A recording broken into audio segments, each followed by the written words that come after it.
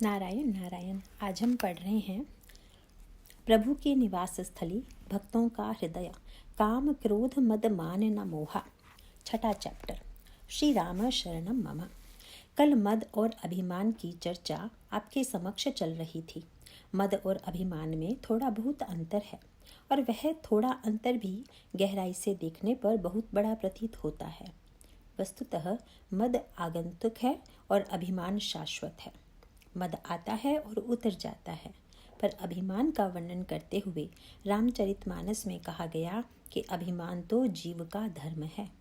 भगवान राम जब श्री लक्ष्मण जी को जीव का धर्म बताते हैं तो उसमें जीव की परिभाषा बताते हुए प्रभु ने यही कहा, हर्ष विषाद ज्ञान अज्ञाना जीव धर्म अहमिति अभिमाना। हर्ष, विषाद और अभिमान यही जीव का लक्षण है।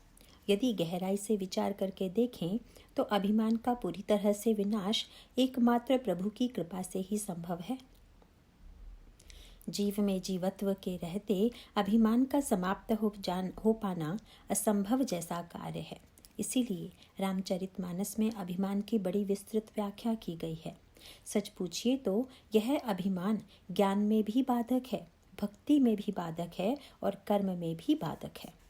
ज्ञान में बाधक होने की बात भगवान श्री राम ने स्वयं लक्ष्मण को बताई। जब श्री लक्ष्मण ने प्रश्न किया कि ज्ञान क्या है, तो भगवान श्री राम ने यही कहा कि ज्ञान का अर्थ ही है जहाँ अभिमान का अभाव हो। अभिमान का तात्पर्य है अपने आप को कुछ भी मान लेना, चाहे वह जाति के नाते हो, परिवार के नाते हो, गुण के नाते हो या किसी अन्य के नाते से क्यों ना हो। इस प्रकार व्यक्ति अपने आप को एक विशेष सीमा में घेरे हुए हैं। अभिमान के साथ यह विचित्र विडंबना है कि अभिमानी अभिमान करता है बड़ा बनने के लिए, लेकिन व्यक्ति को अभिमान बड़ा नहीं अपितु छोटा बनाता है। क्योंकि जब तत्वतः सब ब्रह्म ही है और ब्रह्म से बड़ा कुछ है ही नहीं, ऐसी स्थिति में जीव यदि अपने अभिमान के लिए किसी ऐसे गुण की चर्चा करे जो गुण आगंतुक है, तो इसका सीधा सा अर्थ यही है कि वह बड़ा बनने की चर्चा में अपने आप को छोटा बना रहा है। इसीलिए ज्ञान की परिभाषा करते हुए भगवान राम यही कहते हैं कि ज्ञान का अर्थ ही यही है कि जहाँ कोई भी अभिमान शेष नहीं रह गया, एकमात्र ब्रह्म को छोड़कर किसी अन्य की अनुभूति ही नहीं हो रही है। यही शुद्ध ज्ञान है और यह ज्ञान अभिमान से शून्य है। भक्ति की दृष्टि से विचार करके देखें तो भक्ति मार्ग में भी सबसे बड़ा बाधक अभिमान ही है। रामचरितमानस में कहा गया कि भगवान को जो वस्तु कभी भी प्रिय प्रतीत नहीं होती वह अभिमान है। इसीलिए भगवान जब अपने भक्त में अभिमान देखते हैं तो भले ही उन्हें कुछ कठोर क्यों न बनना पड़े, वे भक्त के अभिमान को नष्ट किए बिना नहीं रहते। गोस्वामी जी यही तो कहते हैं, संस्कृति मूल सूल प्रदनाना सकल शोक दायक अभिमाना। ताते करहि कृपा निधि दूरी सेवक पर ममता अति भूरी। प्रभु जब करुणा करते हैं तो वे भक्त के जीवन में आए हुए अभिमान को नष्ट कर देते हैं, क्योंकि अभिमान का परित्याग करना ही तो भक्ति है। इस तरह से भक्ति की दृष्टि से अभिमान बड़ा घातक है। कर्मयोग की दृष्टि से विचार करके देखें तो कर्मयोग में भी सबसे बड़ा बाधक अभिमान ही है। गीता और रामायण में यह बात आपको समान रूप से मिलेगी कि यह जो व्यक्ति का मैं तथा कृतित्व अभिमान है, वस्तुतः वही कर्म के मार्ग का सबसे बड़ा अवरोध है। भगवान से जब पूछा गया कि कर्म करते हुए भी व्यक्ति के कर्म के परिणाम से मुक्ति कब मिलेगी, तो भगवान कृष्ण ने कहा कि यस्य नाहं कृतो भावो बुद्धिर यस्य न लिप्यते हत्वापि स इमान लोकान नहंति न निबध्यते। जिसके अंतःकरण में यह वृत्ति मिट गई है कि कर्म करने वाला मैं हूँ, वह व्यक्ति अगर आवश्यकता पड़ने पर सारे संसार का वध कर दे तो भी उसे रंच मात्र पाप नहीं लगेगा। इस प्रकार अभिमान ज्ञान, भक्ति तथा कर्म तीनों ही योगों में समान रूप से बाधक है। इसीलिए रामचरितमानस में अभिमान का परिचय विविध रूपों में, अलग अलग प्रसंगों में, अलग अलग पात्रों के माध्यम से दिया गया है। आइए अभिमान के कुछ रूपों पर हम दृष्टि डालने की चेष्टा करें। अभिमान को 3 रूपों में बांटा गया है: सात्विक अभिमान, राजस अभिमान तथा तामस अभिमान। रामचरितमानस में तीनों प्रकार के अभिमानों का परिचय दिया गया है। सात्विक अभिमान का रूप अगर आपको देखना हो तो देवर्षि नारद तथा परशुराम जी के चरित्र में देखें। राजस अभिमान का रूप देखना हो तो बाली के चरित्र में देखें, और तामस अहंकार का स्वरूप देखना हो तो कुंभकर्ण के चरित्र पर दृष्टि डालें। अभिमान से मुक्ति पाने के लिए साधक जो प्रयत्न करता है उसमें सबसे पहली आवश्यकता तमोगुणी अभिमान का परित्याग है। जब हनुमान जी रावण की सभा में जाते हैं तो वे रावण को समझाने की चेष्टा करते हैं। हनुमान जी को भेजा ही इसलिए गया था क्योंकि हनुमान जी शंकर के अवतार हैं और शंकर जी रावण के गुरु हैं। रामचरितमानस में कहा गया कि मन के रोगों की दवा करने वाला वैद्य सद्गुरु है। इसीलिए लंका पर आक्रमण करने के पूर्व हनुमान जी को लंका भेजने का कार्य साभिप्राय है। आप भली भांति जानते हैं कि चिकित्सा के भी 2 पक्ष हैं। एक तो यह है कि चिकित्सक दवा देकर रोग को दूर करने की चेष्टा करता है, पर कुछ रोग ऐसे होते हैं जो दवा से दूर नहीं होते। ऐसे रोगों के लिए दूसरी विधि है जिसमें शल्य चिकित्सा के द्वारा चीड़-फाड़ कर रोग को दूर किया जाता है। रामायण में वस्तुतः दोनों प्रकार की चिकित्सा की गई है। यह जो युद्ध है मानो शल्य चिकित्सा है, जिसमें प्रहार और वध किया जाता है, तथा जो उपदेश है वही औषध चिकित्सा है। भगवान श्री राम ने लंका पर पहले आक्रमण नहीं किया, अपितु उन्होंने श्री हनुमान जी को भेजा। इसमें प्रभु का उद्देश्य मानो यह था कि रावण तुम्हारा शिष्य है और वह रोगी हो गया है, इसीलिए पहले दवा देकर रोग दूर करने की चेष्टा करें। अगर उपदेश की दवा से उसके मन के रोग दूर हो जाएं, तो प्रहार और युद्ध करने की आवश्यकता नहीं है।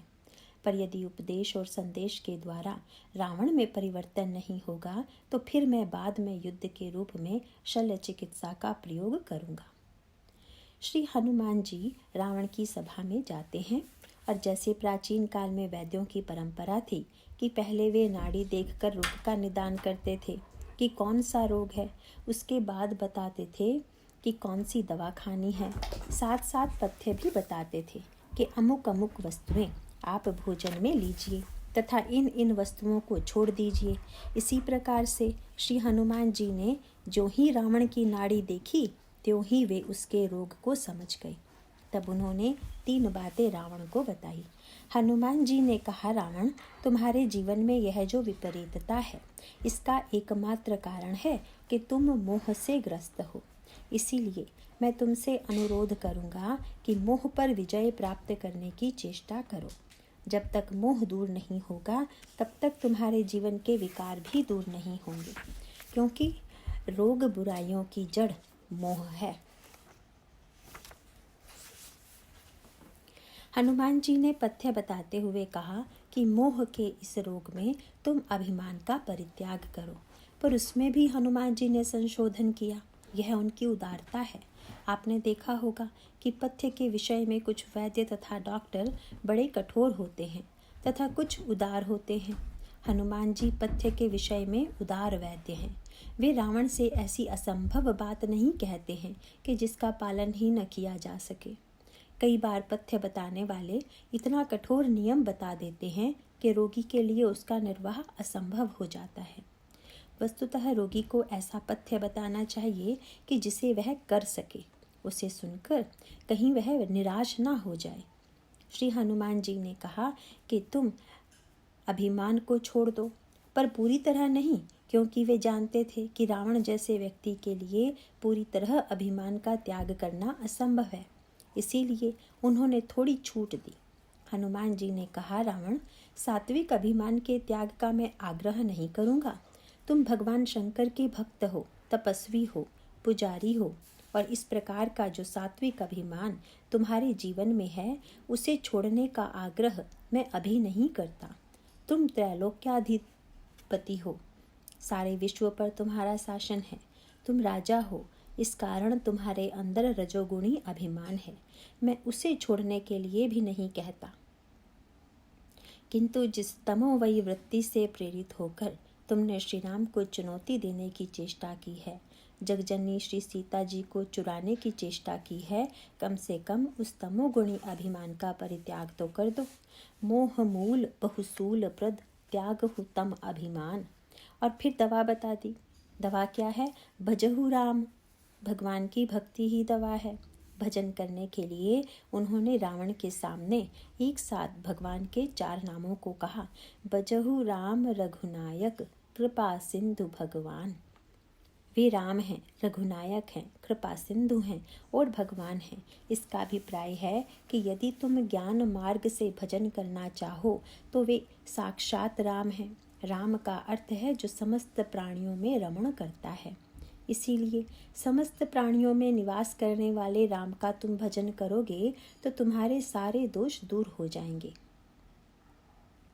कदाचित तुम श्री राम के ज्ञान स्वरूप को न समझ पाओ तो श्री राम रघुवंश के नायक हैं। ईश्वर होते हुए भी उन्होंने रघुवंश में जन्म लिया है। ऐसा जानकर उनकी भक्ति करो तो उन रघुनायक को तुम भक्ति मार्ग से पा सकते हो। यदि तुम कर्म के आधार पर भजन करना चाहते हो तो वे साक्षात भगवान हैं। समस्त ऐश्वर्य उनमें निवास करते हैं। प्रभु समस्त ऐश्वर्य देने में समर्थ हैं।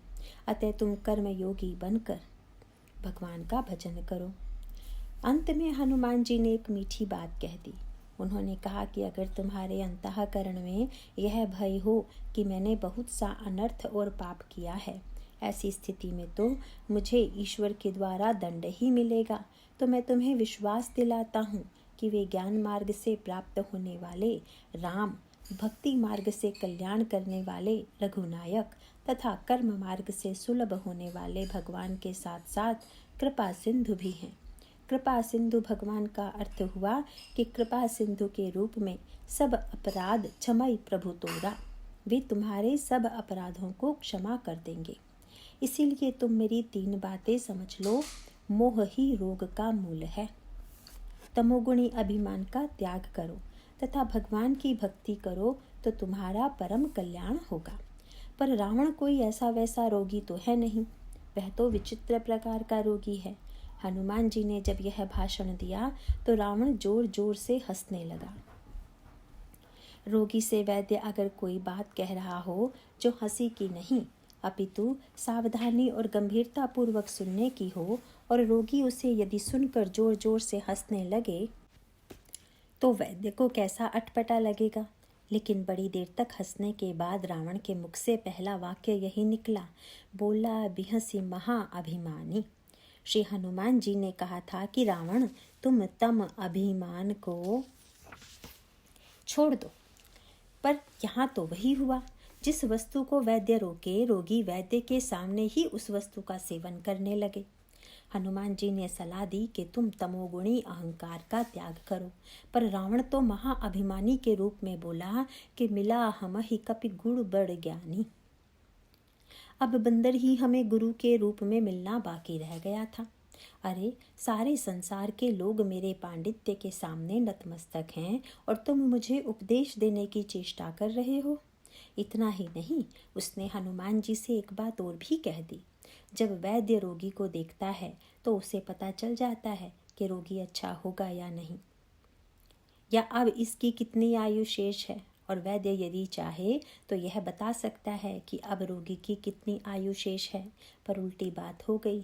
यहाँ पर वैद्य ने रोगी की आयु नहीं, यहाँ रोगी ने ही वैद्य से कहा, मृत्यु निकट आई खल तो ही, अब तू मरने ही वाला है। श्री हनुमान जी द्वारा की गई सारी चिकित्सा के बदले में उन्हें ही उत्तर मिला कि तुम मरने वाले हो। हनुमान जी समझ गए कि यहाँ पर बात उल्टी है। मृत्यु की बात तुम कह तो रहे हो, पर मुझे तो यही लगता है कि मृत्यु तुम्हारे निकट आ गई है, इसीलिए तुम्हारी बुद्धि इतनी विपरीत हो गई है। हमें सर्वदा चेष्टा करनी चाहिए कि हम तमोमय अभिमान से बचें। अगर तमोमय अभिमान का रूप हृदयंगम करना हो तो हम कुंभकर्ण के चरित्र पर दृष्टि डालें। गोस्वामी जी विनय पत्रिका में कुंभकर्ण को मूर्तिमान अहंकार बताते हैं। कुंभकर्ण का जो वर्णन किया गया है उसमें उसकी लंबाई चौड़ाई का वर्णन पढ़कर ऐसा लगता है कि यह तो असंभव सा है। जो बेचारे स्थूल दृष्टि से पढ़ने वाले हैं वे तो इसी चिंता में निमग्न हो जाते हैं कि उसके लिए जो कमरे की छत बनाई जाती थी वह कितनी ऊंची होगी, कमरा कितना लंबा चौड़ा होगा, वह निकलता किस दरवाजे से होगा। पर कुंभकर्ण की लंबाई चौड़ाई का जो वर्णन किया गया वह बड़े महत्व का है। रावण की अपेक्षा भी वह लंबाई तथा चौड़ाई में विशाल है। मेघनाद और अन्य राक्षसों की तुलना में कुंभकर्ण अधिक लंबा चौड़ा है। अब अगर हम इस प्रश्न पर गहराई से विचार करें तो हमारे जीवन में सबसे अधिक लंबा चौड़ा क्या है? तो इसका उत्तर यह है कि अभिमान ही सबसे लंबा चौड़ा है। व्यक्ति का शरीर कितना बड़ा है यह किसी भी फीते के द्वारा नापा जा सकता है, पर छोटे से दिखाई देने वाले हम सब व्यक्तियों में अभिमान कितना ऊंचा है, कितना बड़ा है, इसको नाप पाना कठिन ही नहीं बल्कि असंभव ही है। इसीलिए कुंभकर्ण की लंबाई चौड़ाई का ऐसा वर्णन सर्वथा स्वाभाविक है। फिर आप कुंभकर्ण के नाम पर दृष्टि डालिए। यद्यपि महाभारत में भी एक कर्ण है और रामायण में भी। महाभारत में जो कर्ण है वह केवल कर्ण है, पर रामायण में जो कर्ण है उसके साथ एक शब्द और जुड़ा है, कुंभकर्ण। पर यह आप याद रखिएगा कि दोनों ही अहंकार के प्रतीक हैं। बस यह अंतर केवल इतना है कि कर्ण का अभिमान रजोगुणी है और कुंभकर्ण का अभिमान तमोगुणी। दोनों से ही जुड़ा कर्ण शब्द बड़े महत्व का है। प्रश्न यह है कि कुंभकर्ण की आंखें नहीं थी क्या, हाथ पैर या नाक नहीं थे क्या? उसका सारा अंग तो था, पर कान के बारे में ही विशेष रूप से यह कहा गया है कि कान घड़े के समान थे। कर्ण के नाम संबोधन का अर्थ यह हुआ कि कान ही उसका सबसे महत्वपूर्ण था। ऐसा क्यों? यह भी समझने योग्य बात है कि अभिमानी का ध्यान कान में ही केंद्रित रहता है, क्योंकि अभिमानी को प्रशंसा की शराब पीने की आदत होती है। वह निरंतर कान के घड़े भर भर कर प्रशंसा की शराब पीते रहना चाहता है। इसका अर्थ है कि जिसे निरंतर दूसरों से प्रशंसा सुनते रहने की इच्छा हो वह व्यक्ति अभिमानी है। इसीलिए अन्य अंगों की बात छोड़कर उसके नाम के साथ कर्ण शब्द का प्रयोग करके उसे कुंभकर्ण नाम दिया गया। कुंभकर्ण विश्रवा मुनि का पुत्र है और महाभारत का कर्ण सूर्य का पुत्र है। कितनी अटपटी सी बात है कि सूर्य का पुत्र और अभिमान। सूर्य तो साक्षात ज्ञानमय है और उनका पुत्र अभिमान। विश्रवा मुनि हैं और उनका पुत्र अभिमान। परंतु इसका अभिप्राय है कि जहाँ जितने अधिक सद्गुण हैं वहाँ अभिमान के जन्म की उतनी ही अधिक संभावना है। अन्य दुर्गुणों और अभिमान में अंतर यह है कि अभिमान उनके जीवन में ज़्यादा पाया जाता है जिनके जीवन में पुण्य है, ज्ञान है और बुद्धिमत्ता है। इस संदर्भ में एक बात आपसे कह दूं कि यद्यपि यह बात सूक्ष्म सी है, ज्ञान की एक परिभाषा अभी कथा के प्रारंभ में की गई थी कि ज्ञान का अर्थ है जहाँ अभिमान न हो।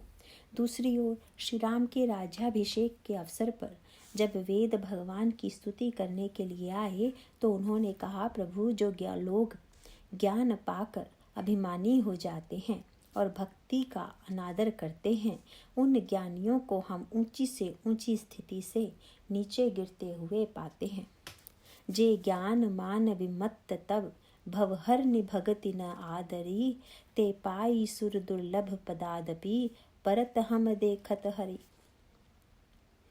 इसका अभिप्राय क्या हुआ कि ज्ञान होगा तो अभिमान होगा या अभिमान का अभाव होगा। महाभारत का कर्ण सूर्य का पुत्र है। सूर्य ज्ञान है और ज्ञान का पुत्र होने के बाद भी उसमें निराभिमानता नहीं है। यद्यपि उसमें अनेक सद्गुण हैं, उनके सद्गुणों को पढ़कर कोई ऐसा व्यक्ति न होगा जो प्रभावित न हो। पर सूर्य का पुत्र होने के बाद भी वह सेवा किसकी करता है? दुर्योधन की। दुर्योधन किसका पुत्र है? धृतराष्ट्र का। धृतराष्ट्र माने अंधा। सूर्य वस्तुतः नेत्र का देवता है। सूर्य के प्रकाश में ही हमारी आंखें देख पाती हैं। इसका सीधा सा अभिप्राय है कि सूर्य का बेटा होकर कोई अंधे के बेटे की सेवा करे, इससे बढ़कर बुद्धि का दुरुपयोग कुछ है ही नहीं।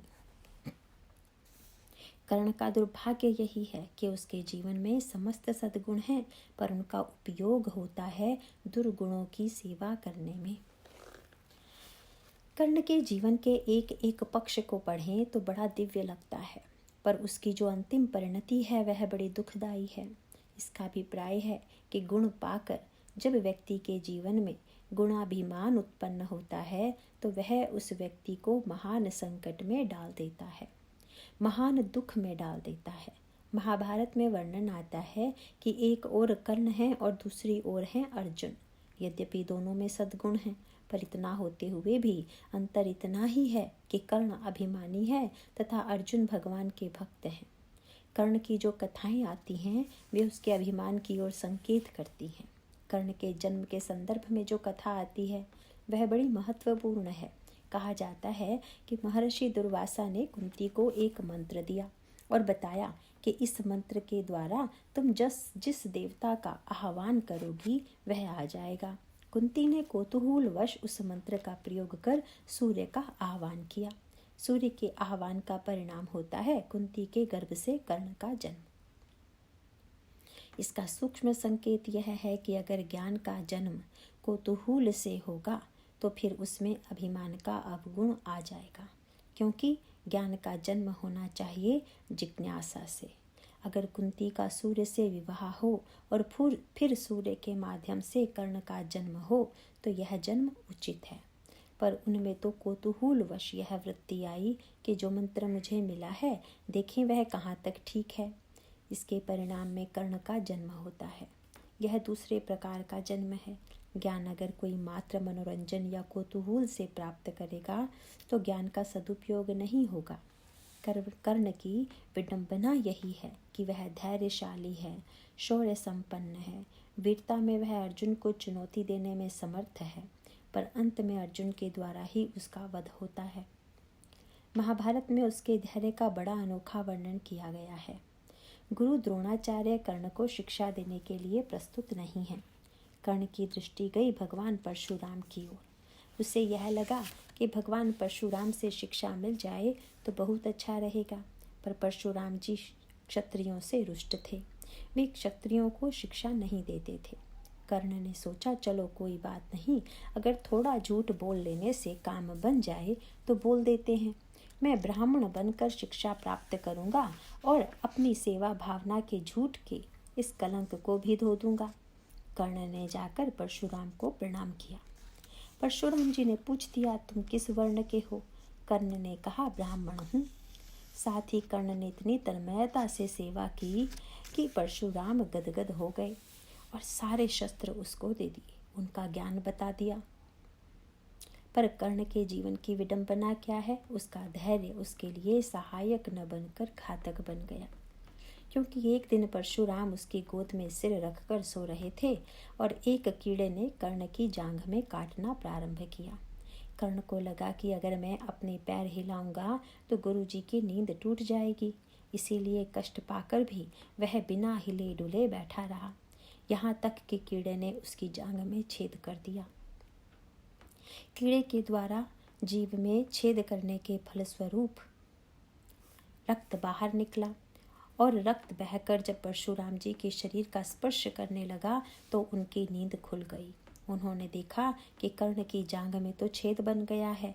उन्होंने कर्ण से पूछ दिया कि तुम सच सच बताओ कौन हो, क्योंकि ब्राह्मण में इतना धैर्य नहीं हो सकता जितना तुम में है, इसीलिए तुम ब्राह्मण नहीं हो सकते। कर्ण ने कहा महाराज मुझे क्षमा कर दीजिए, मैंने असत्य बोलकर आपसे शिक्षा प्राप्त की, किंतु यहाँ पर सांकेतिक यह भाषा आती है कि कर्ण की बात सुनकर परशुराम जी ने शाप देते हुए कहा कि जितना शस्त्र तुमने सीखा है वह समय पर तुम्हें भूल जाएगा। यह सबसे बड़ी विडंबना हुई। किसी विद्यार्थी को नित्य पाठ पढ़ाया जाए वह उसे पूरी तरह याद भी कर ले, पर अध्यापक यदि शाप दे दे कि परीक्षा में सारा पाठ तुम्हें भूल जाएगा तब तो उस बेचारे के लिए वह परीक्षा तथा शिक्षा अभिशाप बन गई। वस्तुतः परशुराम जी के शाप का अर्थ है कि कर्ण अगर उन अस्त्र शस्त्रों का उपयोग अन्याय के समर्थन के लिए करेगा तो उसका धैर्य जैसे उसके लिए उल्टा फलदायी बन गया, उसी तरह से यह सब शस्त्र ज्ञान अवसर आने पर विस्मृत हो जाएंगे। कर्ण किस प्रकार से मारा जाता है आप सब जानते ही होंगे। कहा जाता है कि महाभारत के युद्ध में उसका रथ कीचड़ में फंस गया। रथ धर्म है। रामायण में जिस धर्म रथ का वर्णन किया गया है, कर्ण उसी रथ पर बैठा हुआ है। कीचड़ में धर्म रथ के फंस जाने का अर्थ है दुर्योधन का सहयोग करना। जब कर्ण रथ से उतरकर पहिए को कीचड़ से निकालने लगा, तब भगवान कृष्ण ने अर्जुन को आदेश दिया कि बस इसी समय इसका वध कर दो, क्योंकि जब तक वह धर्म रथ पर बैठा रहेगा तब तक इसकी मृत्यु असंभव है। वस्तुतः वह धर्म के द्वारा अधर्म को जिताने की चेष्टा कर रहा है। अर्जुन ने यह आदेश का पालन किया और कर्ण की मृत्यु हो गई। कर्ण के चरित्र के माध्यम से मानो यह संकेत किया गया कि सद्गुणों के साथ अभिमान आ जाने से व्यक्ति सद्गुणों का दुरुपयोग करता है और तब उन अभिमान मूलक सद्गुणों का परिणाम कल्याणकारी नहीं होता। रामायण का जो कुंभकर्ण है वह तमोगुणी अंधकार है, तमोगुणी अहंकार है। तमोगुणी अहंकार का एक एक लक्षण उसके चरित्र में पूरा पूरा मिलता है। कुंभकर्ण विश्रवा मुनि का पुत्र है। प्रश्न यह है कि मननशील मुनि तथा महापुरुष कहे जाने वाले लोगों के अंतःकरण में अभिमान का जन्म नहीं होता है क्या? इसका सीधा सा उत्तर है कि उनके अंतःकरण में भी अभिमान का जन्म होता है। इसी प्रकार सूर्य से कर्ण का जन्म हुआ तथा विश्रवा मुनि से कुंभकर्ण का जन्म हुआ। कुंभकर्ण ने घोर तपस्या की। इसका अभिप्राय है कि ऐसा कोई कार्य नहीं है जिसे अभिमानी न करता हो। अभिमानी के द्वारा साधारण से लेकर उच्चतम तक सभी प्रकार के कार्य होते हैं। अतः किसी को कठोर तपस्या देखकर यह नहीं समझना चाहिए कि यह महान है। जब तपस्या बढ़ी तो ब्रह्मा और शंकर जी वरदान देने के लिए रावण, कुंभकर्ण तथा विभीषण के पास आए। रावण को वरदान देने के पश्चात ब्रह्मा कुंभकर्ण के सामने खड़े हुए। कुंभकर्ण को जब ब्रह्मा ने देखा तो चिंतित हो गए। उनको लगा जो प्रतिदिन आहार कर सोई, विश्व बेगी सब चौपट हुई। ब्रह्मा को यह चिंता हुई कि यह बहुत अधिक खाने वाला है। अगर दिन रात खाता रहा तब तो विश्व का नाश बहुत जल्दी हो जाएगा। कुंभकर्ण खाने का बड़ा प्रेमी है। यह सही बात है कि अहंकार की भूख बड़ी प्रबल होती है। अन्य अवगुणों की भूख इतनी प्रबल नहीं होती जितनी अभिमान की। कुंभकर्ण यही वरदान मांगने वाला था कि मैं दिन रात खाता रहूं और सोने की आवश्यकता ना पड़े। ब्रह्मा जी ने सरस्वती को बुलाकर कहा, जरा इसकी बुद्धि को पलट दीजिए जिससे यह जागने के स्थान पर सोने का वरदान मांग ले। सरस्वती जी ने कुंभकर्ण के मस्तिष्क को परिवर्तित कर दिया। सादर प्रेरिता सुमति फेरी, मांग सी नींद मास शटकेरी। उसके मुंह से वरदान मांगते समय यही निकला कि 6 महीने सोवे और 1 दिन जागे। ब्रह्मा ने यह बड़ी कृपा की। आज भी ब्रह्मा जब किसी के जीवन में आते हैं तो इसी तरह की कृपा करते हैं। ब्रह्मा विवेक के देवता हैं और जब विवेक जीवन में आता है तो वह अभिमान को सुला देता है। ब्रह्मा का उद्देश्य यही है। इतने व्यक्ति यहाँ कथा में बैठे हुए हैं पर कुंभकर्ण सो रहा है। अगर कुंभकर्ण जाग जाए तो तुरंत अशांति और अव्यवस्था हो जाएगी। प्रत्येक व्यक्ति कहेगा कि मैं पीछे क्यों बैठूं, तुम आगे क्यों बैठे हो, इत्यादि बातें उठ सकती हैं। इसीलिए कुंभकर्ण जितनी देर सोया रहता है उतनी देर शांति बनी रहती है। पितामह ब्रह्मा ने संतुलन बनाते हुए कहा, भाई 6 महीने सोवो और 1 दिन जागो। कुंभकर्ण ने कहा, अच्छी बात है। साथ साथ ब्रह्मा ने चेतावनी भी दे दी। बोले, याद रखना 6 महीने के बीच में अगर जागोगे तो मारे जाओगे। यह बहुत बढ़िया बात है कि अभिमान समय से जागे तो उतनी समस्या उत्पन्न नहीं करता, पर जब असमय में बिना सोचे विचारे जाग जाता है तो बड़ा दुखदायी होता है। रामायण में एक बड़े महत्व का सूत्र आपको मिलेगा। जब रावण की आधी सेना मारी गई तो रावण ने कुंभकर्ण को जगाया। कितनी सुंदर बात है कि ब्रह्मा ने सुलाया और रावण ने जगाया। वैसे नियम यह माना गया है कि संत लोग जगाते हैं और संसार के अवगुण सुलाते हैं, लेकिन यहाँ तो उल्टा हो गया। गोस्वामी जी से पूछा गया, जागना अच्छा है या सोना? उन्होंने कहा, पहले नाम बता दीजिए कि किसके विषय में पूछा जा रहा है, फिर मैं बताऊंगा कि जागना अच्छा है या सोना। अगर आप कुंभकर्ण के विषय में पूछ रहे हैं, तब तो कुंभकर्ण समसोवतनी के ऐसे व्यक्ति का तो सोना ही अच्छा है। इसका अभिप्राय है कि विवेक के देवता हैं ब्रह्मा और मोह की वृत्ति है रावण। जब हमारे जीवन में मोह आता है तो अभिमान को जगाता है, और जब विवेक आता है तो वह अभिमान को सुलाता है, शांत करता है।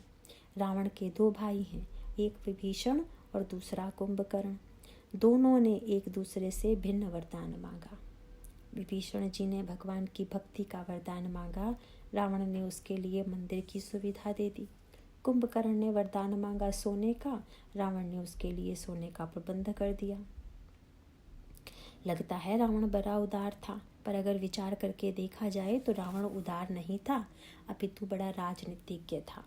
रावण को यह चिंता हो गई कि अगर मैं यह चेष्टा करूँगा कि कुंभकर्ण सोया ना करे और विभीषण भक्ति ना करे, तो इसका सीधा सा अर्थ यह हुआ कि ब्रह्मा और शंकर ने इन्हें जो वरदान दिया है वह झूठा हो जाएगा। अगर इनको दिया वरदान झूठा हो गया तो फिर मुझे दिया गया वरदान भी कहीं झूठा ना हो जाए। उसने सोचा कि इनका सोना और भजन चलता रहे तथा साथ ही संसार में मेरी इच्छा के अनुकूल चले। संसार पर मैं शासन करूं, यह रावण की वृत्ति है। रावण कुंभकर्ण के सोने से असंतुष्ट दिखाई नहीं देता है, पर जब आधी सेना मर गई तो इसके पश्चात रावण ने कुंभकर्ण को जगाया। हमारे आपके जीवन का भी यही सत्य है। अगर हमारा अभिमान सोता भी रहे तो आधी सेना मरने के बाद अभिमान जग जाता है। यह स्पष्ट दिखाई भी देता है कि किसी बुराई को मिटाने के लिए बुराई तथा अच्छाई का युद्ध हुआ और अच्छाई के द्वारा बुराई आधी मिटी। तब तक स्थिति क्या होती है? दृष्टांत के रूप में इसे यूँ कह सकते हैं कि जैसे किसी व्यक्ति के जीवन में लोभ का अतिरेक है और लोभ को मिटाने के लिए उसने दान दिया, परंतु बीच में ही मैं दानी हूँ, यह कुंभकर्ण जग जाता है। बीच में जगह यह मैं दानी के लिए समस्या उत्पन्न करता है। यही स्थिति कुंभकर्ण की है। उसमें जो जो लक्षण विद्यमान हैं वे सब तमोगुणी अहंकार के लक्षण हैं। रावण ने कुंभकर्ण को जगाया तो उसने पूछा, काहे तव मुख रहा सुखाई? तुम्हारा मुंह क्यों सूखा हुआ है? रावण ने सब कुछ बताया। कुंभकर्ण ने बड़ा फटकारा और यहाँ तक कह दिया, जगदम्बा हरि आन सठ, अब चाहसी कल्याण। अरे दुष्ट, जगजननी सीता का हरण करके तू कल्याण चाहता है। पढ़कर ऐसा लगता है कि कुंभकर्ण कितना बड़ा भक्त था। उससे कुछ लोग बड़े प्रभावित होते हैं, किंतु गोस्वामी जी इसके द्वारा संकेत करते हैं कि अभिमानी जितनी ऊंची बात कर सकता है और कोई थोड़ी ही कर सकेगा।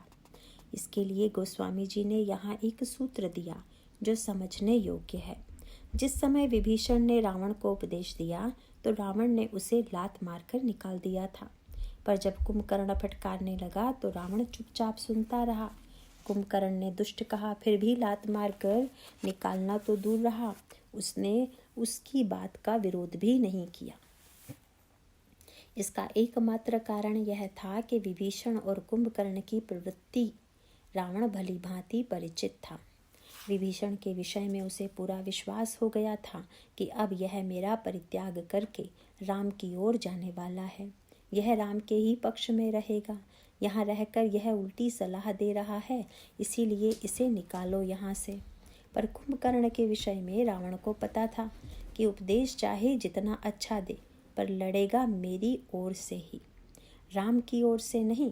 इसीलिए घबराने की आवश्यकता नहीं है। अभिमानी चाहे जितनी ऊंची बात करे, पर जब साथ देगा तो बुराई का ही देगा। यही इसका तात्पर्य है। रावण ने तुरंत कुंभकर्ण के लिए खाने पीने का प्रबंध किया, क्योंकि रावण जानता है कि यह भाषण देने के बाद थकेगा, तब थकान मिटाने के लिए इनकी आवश्यकता होगी। कुंभकर्ण भाषण देता देता आंख मूंद कर भगवान राम का ध्यान करने लगा। उपदेश किया और उपदेश देने के पश्चात अब ध्यान में बैठ गया। लगता है जब यह भगवान राम के रूप तथा गुणों का ध्यान कर रहा है तो भक्त नहीं तो और क्या है। किंतु भाई, जो रामायण को गहराई से नहीं पढ़ते उनको यही भ्रम होता है। वस्तुतः महत्व इसका नहीं है कि राम रूप गुण सुमिरत, वह राम के रूप का गुणों का ध्यान कर रहा है। अभी तो महत्वपूर्ण है अगला शब्द, जिसमें तुलसीदास जी यह बताते हैं कि उसने कितनी देर ध्यान किया। उन्होंने लिखा, राम रूप गुण सुमिरित मगन भयउ छन एक, बस छन एक ही इस दोहे का प्राण है। इसका तात्पर्य है कि वैराग्य और ज्ञान की ऊंची बातें हमारे मन में आती हैं, पर वे मात्र एक क्षण के लिए आती हैं। इसीलिए रावण ने ऐसा प्रबंध किया जिससे अभिमान और मद एक साथ जुड़ जावें। उधर तो कुंभकर्ण ध्यान कर रहा है और इधर रावण मांगे कोटि घट मद अरु महिष अनेक। रावण ने कहा, घड़ों में शराब लाओ, भैंसे ले आओ। वह तो कुंभकर्ण है ही और घड़े में आ गई शराब। रावण ने उसे दोनों प्रकार की शराब पिलाई। भौतिक शराब के साथ साथ यह भी कह दिया कि तुम्हारे समान तो कोई अन्य योद्धा है ही नहीं, युद्ध तो मैंने तुम्हारे ही बल से छेड़ा है, तुम अकेले ही सारी सेना का संहार कर सकते हो। कुंभकर्ण का यह एक क्षण वाला रंग तो तुरंत ही उतर गया। फिर मदिरा का ऐसा गहरा रंग चढ़ा कि महिष खाई करी मदिरा पाना, गर्जा वर्जरा घात समाना। भय से खाकर और मदिरा पान करके लगा रावण की जयकार करने। अभी तो भगवान राम का ध्यान कर रहा था और अब रावण की जय बोलने लगा। आगे चलकर भगवान राम के सामने तो समस्या आ गई। इसीलिए कुंभकर्ण जब मरने लगा तो भगवान राम ने उसका मुंह बाणों से भर दिया। यद्यपि रावण का मुंह उन्होंने बंद नहीं किया, मेघनाथ का मुंह भी बंद नहीं किया था, पर कुंभकर्ण का मुंह भगवान ने बंद कर दिया। मानो प्रभु को दया आ गई कि अगर मुंह बंद नहीं किया तो मरते समय भी यह रावण की ही जय बोलेगा। प्रभु जानते हैं कि रावण जब मरेगा तो मेरा नाम लेकर मुझे चुनौती देते हुए मरेगा, पर यह तो रावण में इतना तन्मय हो रहा है कि रावण की जय छोड़कर कोई और कल्पना ही नहीं कर सकता। यही तमोमय अहंकार का चित्र है जो कुंभकर्ण के चरित्र में दिखाई देता है। इस तमोमय अहंकार को जीतना सरल नहीं है। वानरों की सेना में कोई ऐसा योद्धा नहीं था जो कुंभकर्ण से परास्त न हुआ हो। इसका अभिप्राय है कि अहंकार एक ऐसा शत्रु है जो बड़े बड़े सद्गुणों को, वैराग्यवान को, पुण्यवान को परास्त कर देता है।